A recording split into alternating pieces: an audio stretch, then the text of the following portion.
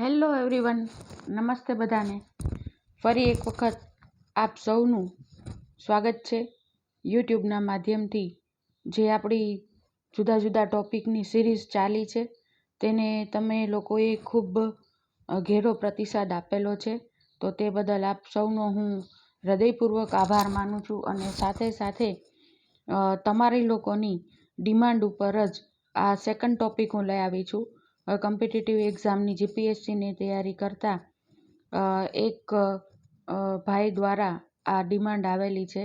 એ સ્ટુડન્ટે કહેલું છે કે મેડમ, અમે સાયન્સના સ્ટુડન્ટ્સ છે અને અમને ઇકોનોમિક્સ છે એ બિલકુલ અમે ક્યાંય સ્ટડી કરેલું નથી, તો અમને થોડાક એવા બેઝિક કન્સેપ્ટ્સ જે છે કે જે અમે ક્યારેય કરેલા નથી, તો એના વિશે કોમ્પિટિટિવ એક્ઝામમાં ક્વેશ્ચન્સ બહુ પૂછાતા હોય છે, તો તમે એવા એક ટૉપિક છે એ કરાવો તો અમને એનાથી ફાયદો થશે. તો આજે હું એવો જ એક ટૉપિક કે જેના વિશે મેક્સિમમ બધી જ કોમ્પિટિટિવ એક્ઝામમાં ક્વેશ્ચન્સ છે, MCQ છે એ પૂછાતા હોય છે, તો એવો એક ટૉપિક એટલે કે નાણાંના પુરવઠાના ઘટકો, કોમ્પોનન્ટ્સ ઓફ મની, એ આજે આપણે કરાવવાનું છે. તો આપણે સૌથી પહેલાં તો નાણાં વગરના અર્થતંત્રની કે વિશ્વની કલ્પના કરો તો સીધા આપણે બાર્ટર સિસ્ટમ બાજુ ચાલ્યા જાશું, કે જે પહેલાં સાટા પદ્ધતિ હતી અને વસ્તુના બદલામાં વસ્તુ એવી રીતે અદલા બદલી કરી અને લોકો પોતાની જરૂરિયાતો છે સંતોષતા હતા. અને એ પછી નાણાંની શોધ થઈ અને નાણાંની શોધ છે એ વિશ્વની સૌથી શ્રેષ્ઠ વર્તમાન સમયને અનુલક્ષીને કહીએ તો એવી શોધ કહી શકાય કે અદ્ભુત શોધ છે આ શોધ જે છે, કે જેના દ્વારા આપણે અત્યારનો જે વ્યવહાર છે, અત્યારે તો પેપરલેસ થઈ ગયા છે બધા વ્યવહારો, એટલે અત્યારના સમયમાં તો આપણે એમ કહી શકીએ કે જો નાણાંની શોધ ન થઈ હોત તો અત્યારના જે ડિજિટલી આપણે બધા ટ્રાન્ઝેક્શનને કરીએ છીએ એ કરી જ ન શક્યા હોત. એટલે આ બધું નાણાંની શોધને આભારી છે. એટલે અત્યારે તમે જસ્ટ ઇમેજિનેશન કરો કે નાણાં વિનાની દુનિયાની કલ્પના તમે કરી શકો એમ જ નથી, શક્ય જ નથી. તો આ નાણું છે એની એકાદ બે વ્યાખ્યા આપણે લઈ અને સીધા ટૉપિક ઉપર જ આવીએ. તો સામાન્ય અર્થમાં સાવ સિમ્પલ પ્રોફેસર પ્રાઇસ જે છે એ શું કહે છે કે નાણું એટલે શું? તો કે નાણું એટલે ધાતુના સિક્કા. સાવ જ સરળ શબ્દોમાં, આમ જુઓ તો બે શબ્દોમાં વ્યાખ્યા આપેલી છે. શું કહેવાય, કેમ કે પહેલાં મોટે ભાગે ચલણી સિક્કાઓ જ ચલણમાં હતા. જુદા જુદા ધાતુના સિક્કાઓ છે, ચાંદીના, સોનાના, મિશ્ર ધાતુના, તાંબાના, એવી રીતે સિક્કાઓ જ ચલણમાં હતા. એટલે પ્રાઇસે શું કીધું કે નાણું એટલે શું? તો કે ધાતુના સિક્કાઓ. એવી જ રીતે પ્રોફેસર લે ફિલ્ડર છે, એણીએ શું કીધું? તો લે ફિલ્ડરે પણ બહુ સરસ વાત કરી કે વિનિમયના માધ્યમ તરીકેનું કાર્ય કરતી વસ્તુ એટલે નાણું.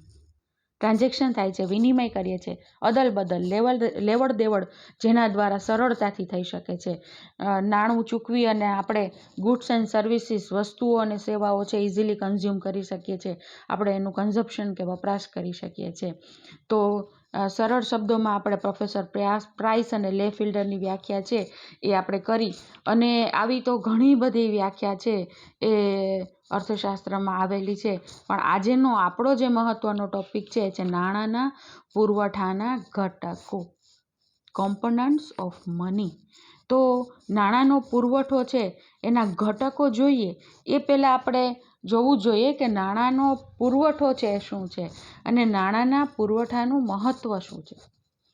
તો નાણાંના પુરવઠો છે એટલે કે એમાં આપણે વિસ્તૃત અર્થમાં આગળ નાણાંના પુરવઠામાં કઈ કઈ વસ્તુનો સમાવેશ થાય, કે આખા અર્થતંત્રનું નાણું છે એને આપણે કાઉન્ટ કરવું હોય તો કઈ રીતે કરી શકીએ, એના વિશે આપણે આખા લેક્ચરમાં જોવાનું છે.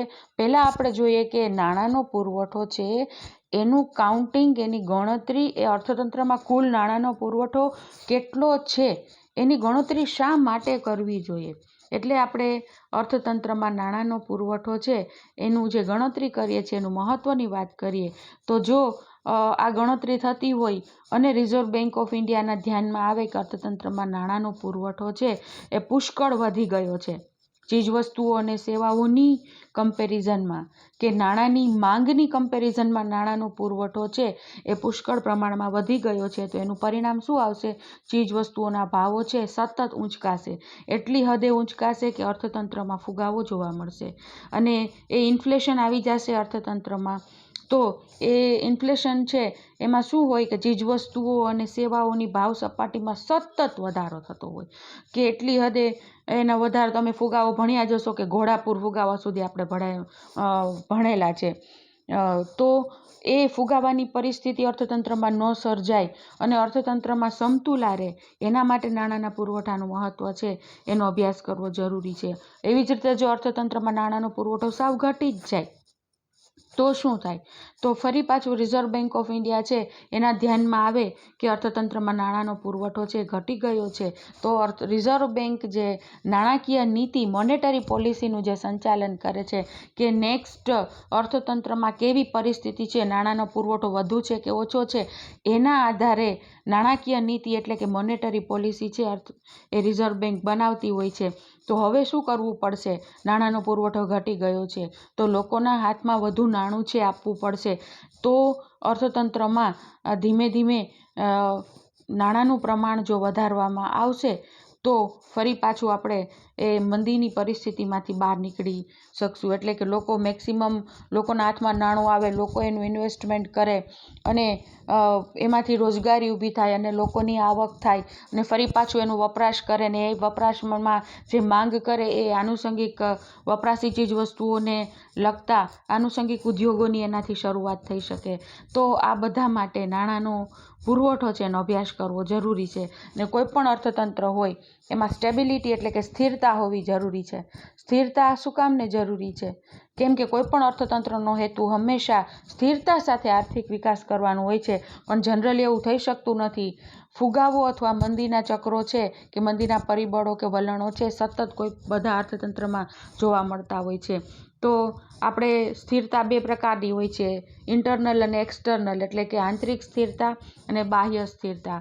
તો આપણે અર્થતંત્રની સ્થિરતાની અહીંયા વાત કરીએ છીએ એટલે આપણે કિંમત સ્થિરતાની વાત કરીએ છીએ. એટલે નાણાંના પુરવઠાનું મહત્ત્વ છે એ કિંમત છે એને સ્થિર રાખવામાં. ઇન્ફ્લેશન પણ નહીં અને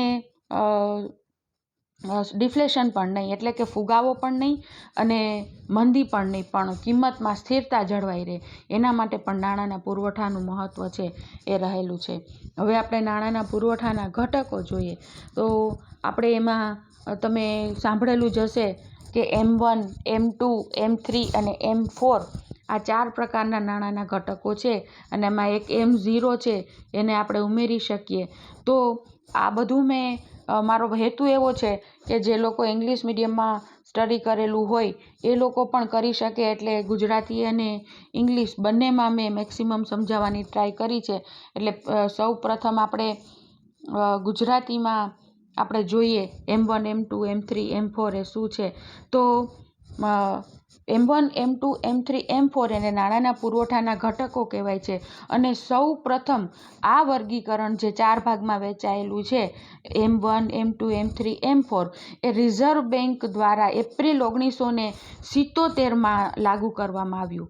એ પહેલાં એટલે કે 1968 સુધી તો આપણે 2 જ પ્રકારના નાણું M1 અને M2 એને જ ગણતરી કરતા હતા, પણ એ થોડુંક સંકુચિત ખ્યાલ થઈ જતો હતો. એટલે થોડુંક નાણાંના પુરવઠો જે છે એના અંગે વિસ્તૃત અને બૃહદ ખ્યાલની જરૂરિયાત હતી. એટલે એ પછી મિલ્ટન ફ્રીડમેન નામના જે અર્થશાસ્ત્રી છે એના દ્રષ્ટિકોણને ધ્યાનમાં રાખી અને રિઝર્વ બેન્ક ઓફ ઇન્ડિયાએ 1977થી નાણાંના પુરવઠાના 4 ઘટકો છે એ પ્રમાણે નાણાંના પુરવઠાનો અભ્યાસ કરતા ગયા અને જેમાં M1, M2, M3 અને M4 એ 4 બાબતોનો સમાવેશ થાય છે. તો સૌ પ્રથમ આપણે જોઈએ તો M1 એ શું છે? M1માં કેનો સમાવેશ થાય છે? તો M1 એ નાણાંના પુરવઠાનું નક્કી કરનારું પ્રથમ ઘટક છે. ને એમાં કેનો સમાવેશ થાય છે? તો કે લોકો પાસે રહેલ ચલણનું કુલ પ્રમાણ. લોકો એટલે પબ્લિક એટલે ફક્ત તમે અને હું, આપણે જ નહીં, પણ કોઈ ફર્મ છે, પેઢીઓ છે, ઇન્સ્ટિટ્યુશન છે, જુદી જુદી સંસ્થાઓ છે. તો લોકો, પેઢીઓ અને સંસ્થાઓ એટલે કે પબ્લિક, ફર્મ્સ અને ઇન્સ્ટિટ્યુશન્સ આ બધા પાસે જે ચલણી નોટો અને સિક્કાઓ રહેલા છે એ. આ ઉપરાંત બીજી વસ્તુ છે બેન્કોની ડિમાન્ડ ડિપોઝિટ. ડિમાન્ડ ડિપોઝિટ એટલે શું? માંગ જમા. માંગ જમા એટલે શું? કે આપણે માંગ કરીએ અને આપણને તરત જ બેંકમાંથી એ અવેલેબલ થઈ જાય એવી માંગ જમા, કે લોકોને જે લોનની સુવિધા છે એ બેંક દ્વારા જે પૂરી પાડવામાં આવે છે. તો ડિમાન્ડ ડિપોઝિટ જે છે એનો પણ આમાં સમાવેશ થાય છે. એટલે કે વ્યાપારી બેન્કો અને સહકારી બેન્કોમાં જે ડિમાન્ડ ડિપોઝિટનો રહેલી છે, જમા રહેલી છે, એનો પણ નાણાંના પુરવઠાના M1 ઘટકમાં સમાવેશ થાય છે. અને ત્રીજું છે રિઝર્વ બેંક પાસે રહેલી અન્ય જમા ડિપોઝિટ. અન્ય જમા એટલે અધર ડિપોઝિટ કોની પાસે છે? તો રિઝર્વ બેંક પાસે. આમાં રિઝર્વ બેંક પાસે રહેલી અન્ય જમા ડિપોઝિટમાં વર્લ્ડ બેંક એટલે કે વિશ્વ બેંક, આંતરરાષ્ટ્રીય નાણાં ભંડોળ એટલે કે ઇન્ટરનેશનલ મોનિટરી ફંડ, અને નાબાર્ડ છે, IBRD છે, IFC છે વગેરે બેંકોની અન્ય નાણાકીય સંસ્થાઓમાં જે ચાલુ ખાતાની ડિપોઝિટ હોય એનો સમાવેશ છે એ અધર ડિપોઝિટમાં થતો હોય છે. એટલે M1માં આપણે 3 બાબતો લેશું: લોકો પાસે રહેલ ચલણનું કુલ પ્રમાણ, પ્લસ બેંકોની demand deposit, plus reserve bank પાસે રહેલી અધર ડિપોઝિટ.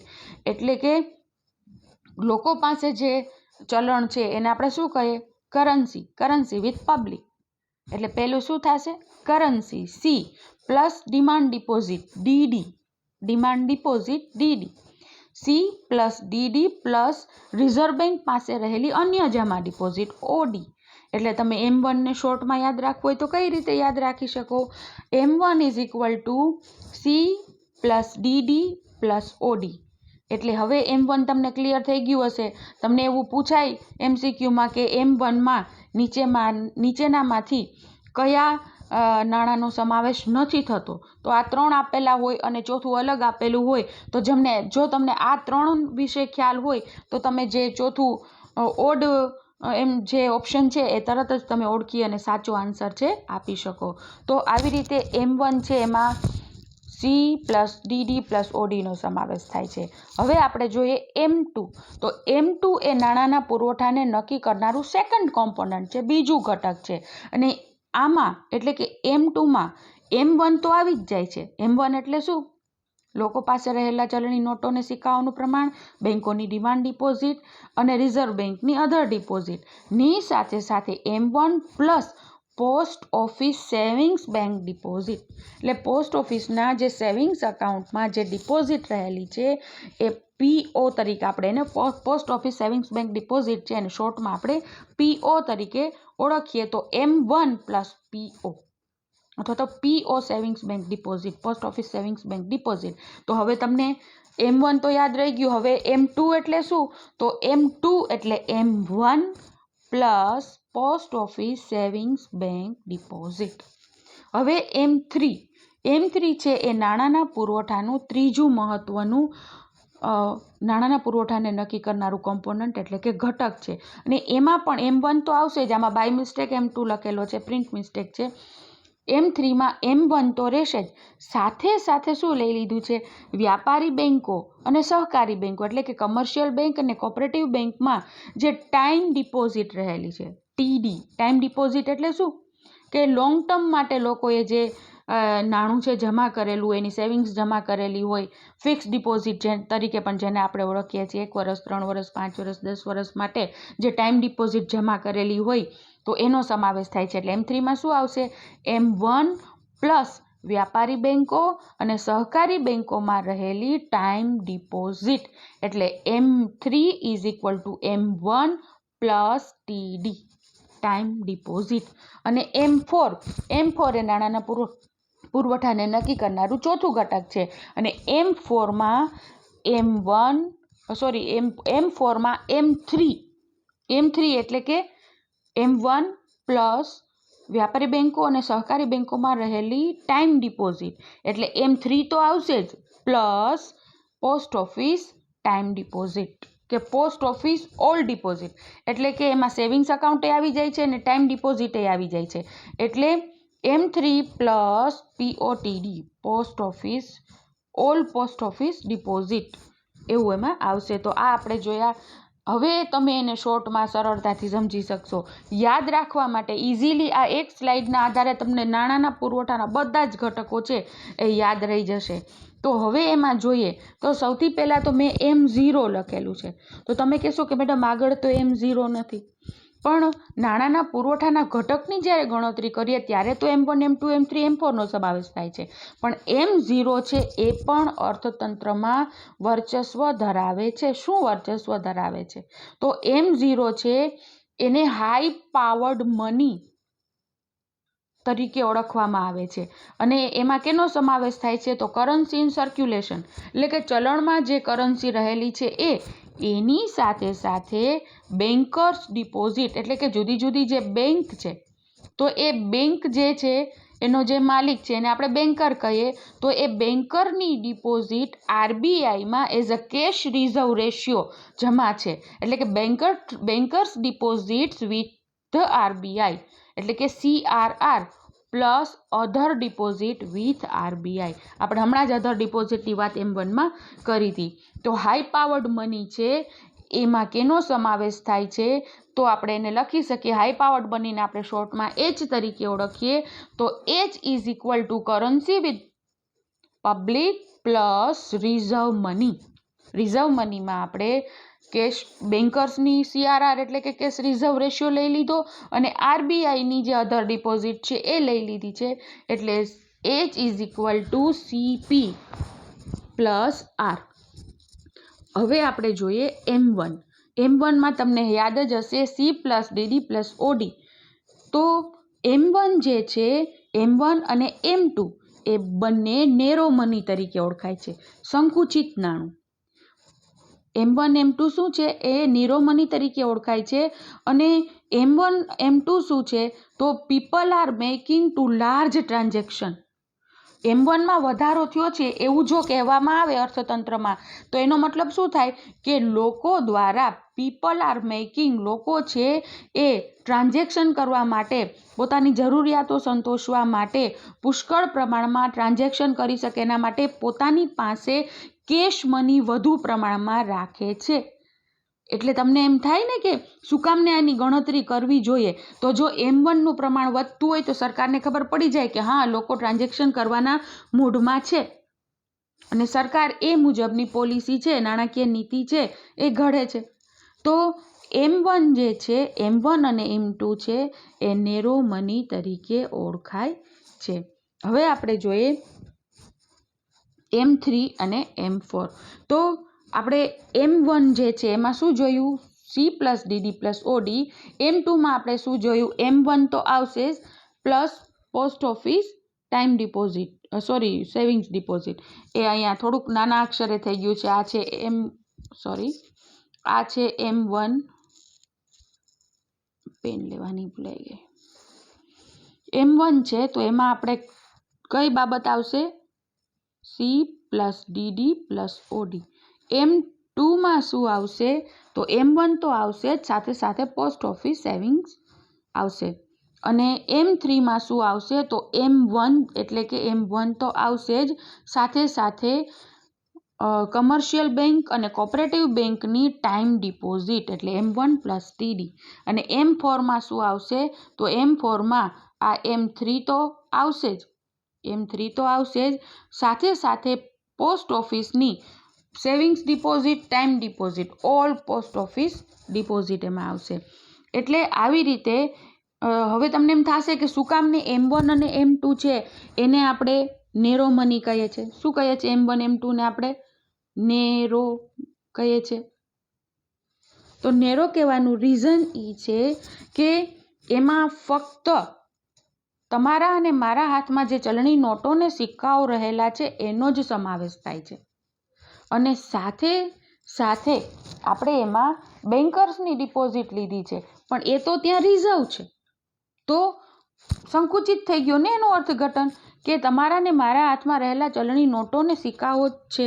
એટલે એનો એ અર્થમાં છે એ નેરો મની તરીકે ઓળખાય છે અને M3 છે એ શા માટે બ્રોડ મની તરીકે ઓળખાય છે? તો સૌથી પહેલાં તો એમ કહેવામાં આવે કે અર્થતંત્રમાં M3નું પ્રમાણ વધી ગયું છે. તો એનો મતલબ શું થાય કે people are making to save more money. લોકો શું કરી રહ્યા છે? સેવિંગ્સ કરી રહ્યા છે. વધુને વધુ સેવિંગ્સ કરવા માટે લોકો મની છે એ ડિમાન્ડ કરીને પોતાની પાસે સેવિંગ્સ કરીને બેંકમાં જમા કરી રહ્યા છે. એ અર્થમાં એટલે M3માં M1 તો આવશે જ, કરન્સી વિથ પબ્લિક તો આવશે જ, સાથે સાથે બેંકમાં જે શાખી નાણું રહેલું છે એ પણ આવશે. એટલે એ અર્થમાં એ બ્રોડ મની તરીકે ઓળખાય છે. એટલે આ યાદ રાખજો, M1 અને M2 છે નેરો મની તરીકે ઓળખાય છે અને M3 M4 છે એ બ્રોડ મની તરીકે ઓળખાય છે. પણ જસ્ટ એમ જ કદાચ તમે M2 M4 કાઢી નાખો તો પણ M1 છે એ નેરો મની છે ને M3 છે એ બ્રોડ મની છે. હવે આપણે અર્થતંત્રમાં બે પ્રકારની જમા હોય છે, demand deposit plus total deposit. તો ડિમાન્ડ ડિપોઝિટ અને ટોટલ ડિપોઝિટ છે બેયને જ્યારે એડ કરવામાં ડિમાન્ડ ડિપોઝિટ અને ટાઈમ ડિપોઝિટ છે બંનેને એડ કરવામાં આવે તો ટોટલ ડિપોઝિટ છે બનતી હોય છે અને એ શોર્ટમાં NDTL net demand end time liability તરીકે ઓળખાય છે. Net demand end time liability NDTL તરીકે ઓળખાય છે. તો તમને આ M1 M2 M3 અને M4 છે એ સમજાઈ ગયું હશે. તો હવે આપણે જોઈએ તો આમાં આપણે મની મલ્ટીપ્લાયર જે છે એ પણ શીખવાનું હોય છે. અને બ્રોડ મની એ શું છે? તો બ્રોડ મની મેં તમને હમણાં જ કીધું અર્થઘટન એનું શું થાય. તો સૌથી પહેલાં તો આપણે મની મલ્ટીપ્લાયર છે એમાં કેનો સમાવેશ થાય છે કે આપણે અર્થતંત્રમાં મની મલ્ટીપ્લાયર શોધવું હોય તો એના માટે શોર્ટ M ની સંજ્ઞા વપરાય છે અને એ સંજ્ઞા જે છે એને આપણે સૂત્રની રીતે ઇક્વેશનમાં લખવું હોય તો MS એટલે મની સપ્લાય, MS એટલે money supply is divided by H. તમને યાદ હશે મેં હમણાં કીધું હતું H મેં શોર્ટ કેના માટે વાપર્યું હતું? High powered money. અર્થતંત્રના કુલ પુરવઠાને હાઈ પાવર્ડ મનીથી ડિવાઈડ કરવામાં આવે તો અર્થતંત્રનું મની મલ્ટીપ્લાયર આપણને મળી જાય. એટલે કે અર્થતંત્રમાં જે બેંકમાં મની મલ્ટીપ્લાયરની આપણે જ્યારે ગણતરી કરતા હોય છે એ આપણે આ સૂત્રના આધારે મેળવી શકીએ. એવી જ રીતે M માઇનસ મની મલ્ટીપ્લાયર એટલે કે નાણાંનો M માઇનસ નથી પણ M એટલે શું થાય એ મેં લખ્યું છે. M એટલે મની મલ્ટીપ્લાયર અને ગુજરાતીમાં કહીએ તો મની મલ્ટીપ્લાયરને આપણે સમીકરણની રીતે જોઈએ તો નાણાંનો પુરવઠો છે એને ઉચ્ચ અધિકારિક નાણું એટલે કે હાઈ પાવર્ડ મનીથી ડિવાઈડ કરવામાં આવે તો અર્થતંત્રમાં આપણને મની મલ્ટીપ્લાયર મળી જાય છે. હવે બ્રોડ મનીનો જે કન્સેપ્ટ છે આપણે હમણાં જોતા હતા તો નેરો મની છે એમાં તો શું આવે છે? કરન્સી વિથ પબ્લિક જ આવે છે અને એ કરન્સી વિથ પબ્લિક એટલે કે લોકોના હાથમાં. મેં ફરી પાછું હું તમને કહું છું કે લોકો એટલે પબ્લિક એટલે અહીંયા કેનો સમાવેશ થાય છે? તો પબ્લિક એટલે લોકો, ફર્મ્સ અને ઇન્સ્ટિટ્યુશન્સ એટલે કે જે જુદી જુદી પેઢીઓ છે, જે ઇન્સ્ટિટ્યુશન્સ છે એ બધાના હાથમાં જે રોકડ નાણું રહેલું છે અને સિક્કાઓ રહેલા છે એની વાત થાય છે. એટલે નેરો મનીમાં આપણે CP કરન્સી વિથ પબ્લિકની વાત કરતા હતા. એમાં આપણે જુદી જુદી બેંકોમાં જે ટાઈમ ડિપોઝિટ જમા છે એ આપણે કરીએ તો આપણને આ ટાઈમ ડિપોઝિટમાંથી જ બેંક છે ક્રેડિટ ક્રિએશન કરતી હોય છે. એટલે જ્યારે નેરો મનીમાં ટાઈમ ડિપોઝિટ છે એ એડ કરવામાં આવે તો બ્રોડ મની મળે છે. તો ખાસ યાદ રાખજો, નેરો મની અને બ્રોડ મનીનો જે કન્સેપ્ટ છે એ ખાસ યાદ રાખજો. હવે આપણે હજી એકાદ બે વધુ આવા જેના જુદા જુદા અર્થતંત્રમાં જુદા જુદા કન્સેપ્ટ છે અને જેના વિશે આપણે બિલકુલ જાણતા નથી તો જસ્ટ તમને તમારા જ્ઞાનમાં વધારો થાય કે આવું પણ હોય છે અર્થતંત્રમાં. તો એના માટે કે એક ફિયાટ મની હોય છે અર્થતંત્રમાં. શું હોય છે? Fiat money. તો ફિયાટ એટલે શું થાય? તો ઓર્ડર આપવો, આદેશ આપવો. ફિયાટ એટલે શું થાય? ઓર્ડર. અને ઓર્ડર મીન્સ આદેશ. ઓર્ડર ઓફ ધ ગવર્મેન્ટ એટલે કે સરકારના આદેશથી ચાલતું નાણું. અર્થતંત્રમાં નાણું કોણ બહાર પાડે છે? તો આરબીઆઈ છે એ અર્થતંત્રના ભગવાન કહી શકાય. અને સાથે સાથે અમુક જે સિક્કાઓ છે એ સરકાર બહાર પાડે છે. એટલે સરકારના આદેશથી જે મની અર્થતંત્રમાં તમારા ને મારા હાથમાં ફરે છે અને જેનાથી આપણે આપણી જરૂરિયાતો સંતોષીએ છીએ એને ફિયાટ મની કહેવાય, આદેશાત્મક નાણું. એમ ફોર એક્ઝામ્પલ કરન્સી. ફિયાટ મનીમાં કેનું ઉદાહરણ આવે? કરન્સીનું. એવી જ રીતે ફિડ્યુશરી મની હોય. શું હોય? ફિડ્યુશરી મની. તો ફિડ્યુશરી મની શું છે? તો વિશ્વાસપાત્ર નાણું. વિશ્વાસપાત્ર નાણું કયા અર્થમાં? તો પેલા અર્થ જોઈએ તો જે વિશ્વાસના આધાર ઉપર જ એના કામગીરી થાય. દાખલા તરીકે તમે મારી પાસેથી કોઈ 5,000ની વસ્તુ લ્યો અને બદલામાં મને ચેક આપો અને એ ચેક હું તરત જ સ્વીકારી લઉં, મતલબ મને એ ચેક ઉપર વિશ્વાસ છે અને એ ચેક હું મારા બેંક અકાઉન્ટમાં જમા કરીશ એટલે મારા એમાંથી સીધા કેશમાં ટ્રાન્ઝેક્શન જે છે મારા અકાઉન્ટમાં જમા થઈ જશે, અથવા તો એમાંથી હું કેશ છે એ મેળવી શકીશ ચેક જમા કરીને. તો functions as money on basis of trust. Functions as money, નાણાં તરીકે કાર્ય કરે છે પણ કેના આધાર ઉપર? On basis of trust.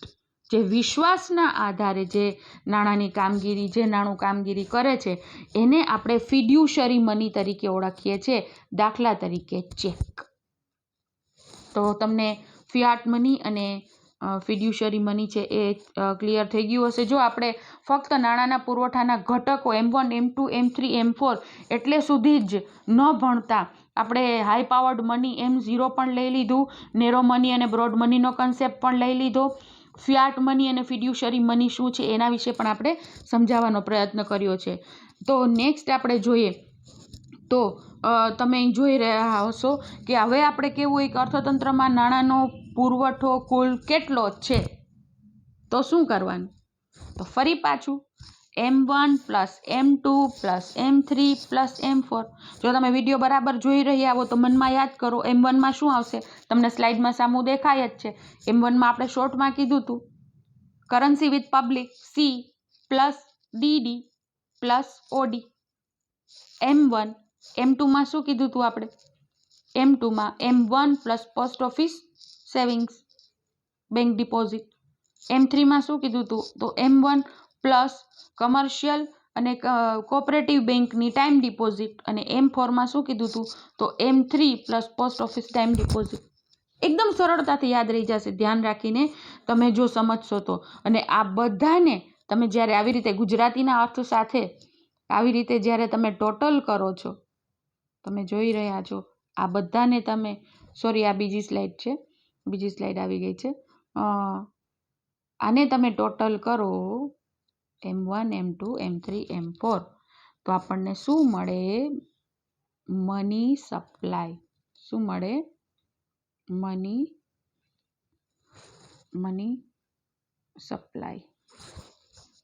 તમે જોઈ રહ્યા છો, તમને સ્ક્રીન ઉપર દેખાય છે કે M1માં કેનો સમાવેશ થાય છે, M2માં કેનો સમાવેશ થાય છે. એટલે ગુજરાતી માધ્યમ અને ઇંગ્લિશ મીડિયમમાં ભણતા બધા જ વિદ્યાર્થીઓને કામ લાગે એ રીતે મારો પ્રયત્ન છે તમને કન્સેપ્ટ છે ક્લિયર કરાવવાનો. એટલે M1, M2, M3, M4 એટલે ભારતમાં કુલ નાણાંનો પુરવઠો એટલે પહેલું લોકો પાસે જે ચલણી નોટો અને સિક્કાઓ હોય છે તે, બીજું વ્યાપારી અને સહકારી બેંકોમાં રહેલી ડિમાન્ડ ડિપોઝિટ, અને ત્રીજું રિઝર્વ બેંક ઓફ ઇન્ડિયા પાસે રહેલી અન્ય ચાલુ ખાતાની ડિપોઝિટ મતલબ other deposit, plus post office bank deposit, plus બેંકોમાં રહેલી ટાઈમ ડિપોઝિટ, પ્લસ કુલ પોસ્ટ ઓફિસ ડિપોઝિટ.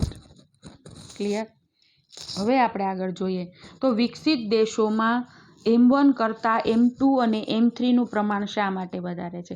આ પણ ખૂબ જ મહત્વનો કન્સેપ્ટ છે કે આપણે કોઈ પ્રશ્ન પૂછે આવો કે GPSCમાં આવો પ્રશ્ન પૂછાય કે ભાઈ 100 શબ્દોમાં લખો કે વિકસિત દેશોમાં M1 કરતાં M2 અને M3નું મહત્વ શા માટે વધુ છે?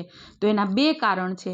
વિકસિત દેશોમાં બેન્કિંગ ક્ષેત્રનો જબરદસ્ત વિકાસ થયેલો છે, પૂર્ણ વિકાસ થયેલો છે. તેથી M1 એટલે શું થાય? રોકડ, કેશ.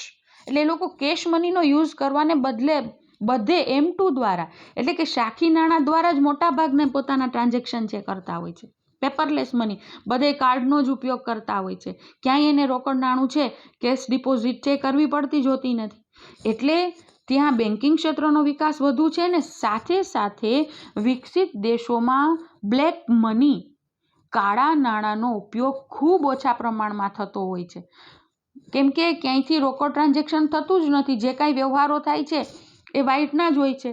એટલે કાળા નાણાંનો કોઈ પ્રશ્ન નથી. એટલે સોદાઓની પતાવટ છે એમાં ક્યાંય એ લોકોને રોકડ નાણાંની જરૂરિયાત જ નથી પડતી. તેથી M1ને બદલે M2 અને M3નું મહત્ત્વ વિકસિત દેશોમાં વધુ છે.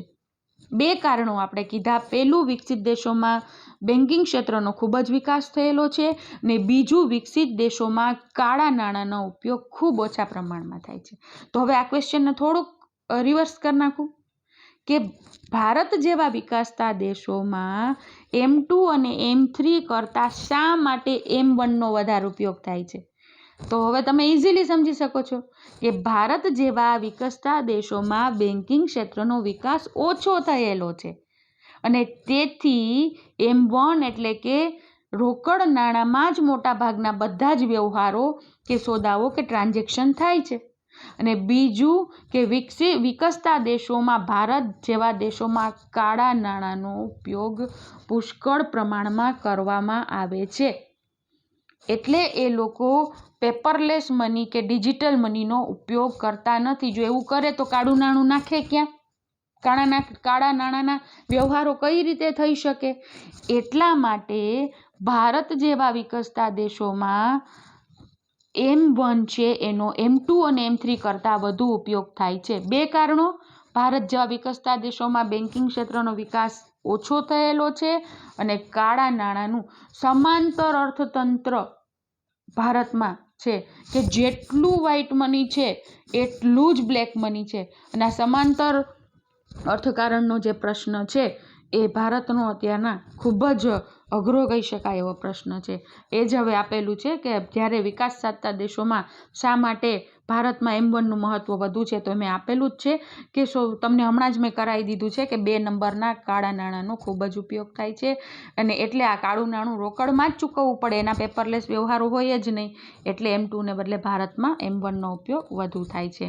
હવે પ્રોફેસર મિલ્ટન ફ્રીડમેન છે એના મતે શા માટે રિઝર્વ બેન્ક છે એને નાણાંના પુરવઠાના ઘટકોનો અભ્યાસ કરવો જોઈએ. તો રિઝર્વ બેન્ક છે એને જ્યારે મોનિટરી પોલિસી છે ઘડતું હોય છે તો એ મોનિટરી પોલિસી ઘડે ત્યારે એને M3 એટલે કે નાણાંના પુરવઠા અને વિશેષ મહત્ત્વ આપે છે. શું કામ? કે અર્થતંત્રમાં M3 કેટલું છે એના આધારે એ નાણાંનો પુરવઠો છે એ નાણાંનો પુરવઠો જે છે એ અર્થતંત્રમાં કેટલો છે એ જાણવા માટે જ્યારે નાણાકીય નીતિ બનાવે છે ત્યારે રિઝર્વ બેન્ક છે એ M3ને વધુ મહત્ત્વ આપે છે. શું કામ? તો M3માં વધારા કે ઘટાડાને આધારે નાણાકીય નીતિમાં કેવા ફેરફારો લઈ આવવા, શાખ નીતિમાં કેવા ફેરફારો લઈ આવવા એ રિઝર્વ બેન્ક છે એ નક્કી કરે છે. અને રિઝર્વ બેન્ક છે હંમેશા M1 કરતાં M3ને સાપેક્ષ રીતે વધુ મહત્ત્વ આપે છે. એમાં મિલ્ટન ફ્રીડમેન છે એનો દ્રષ્ટિકોણ છે એ આપેલો છે અહીંયા કે M3 ઘટક છે એ રિઝર્વ બેન્ક માટે સૌથી મહત્ત્વનું ઘટક છે. શું કામ? તો M3 છે એ M1 કરતાં નાણાંના પુરવઠાના ખ્યાલને વ્યાપક રીતે રજૂ કરે છે. આગળ જ કીધું કે M3 છે બ્રોડ મની છે અને નાણાંના પુરવઠાને વ્યાપક રીતે રજૂ કરે છે.